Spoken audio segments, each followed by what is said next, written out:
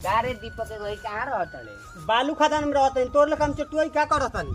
बाप दादा का रहा के बालू से घर बनेलो सा बेटा रहत बालू खदान में। अरे बहन छिना रहते का बतेबे तोरा लेखा लोग के नु दीप का बलुइया के घाटा में कटवा के आ जेसीबी से तो पवा देवेला। आज तक तोर बाप एगो झींगा ना नु मरले होई रे। कहाँ रे दीपक कहाँ जतले? जा तनी काम बा झट से बोल जोन बात बाटे। अरे दू टली बालू गिराए करे। हम टाली वाला काम ना करला हम बड़की ट्रक से काम करला बोल कर ट्रक बाल लेबे छोट मोट का टेंडर ना लीला हो। आज तक तोर बाबू हमारे लाइसे बतेले हुई रे ते बुझाता कि बालू माफिया का हो गले। अरे बहन छिना रहते बार बार बाप दादा के नाम लेबे नु तो तोरा का 2 मिनट में जैसे टंगवा ले हम झाट लेके बात मत हमारे बतियाओ हमारे से परियाओ। तोरा आता ना तोरा भी पावर हो गई बा। ए रंजना तने मोटरसाइकिल ले दे तने आओ तने आटा लेके चकई पले। हां सारा बतुर बालू खदान में मोटरसाइकिल मांगे आइल बड़े रे। तेहू लान लेके बतियावेली से दे ना। ना तो शुरू में होता उसको ट्रक से ट्रक बालू सेल कर दो ट्रक से हटा लिया। के कहता कि हमर ट्रक से ट्रक बालू सेल हो? गांव के लड़का कहता रस।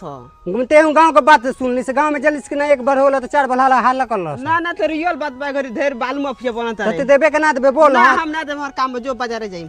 ठीक बा ये तेम कुछ ले तो बताई। ए भाई तनी देना पर मोटरसाइकिल आओ तनी आटा लेके।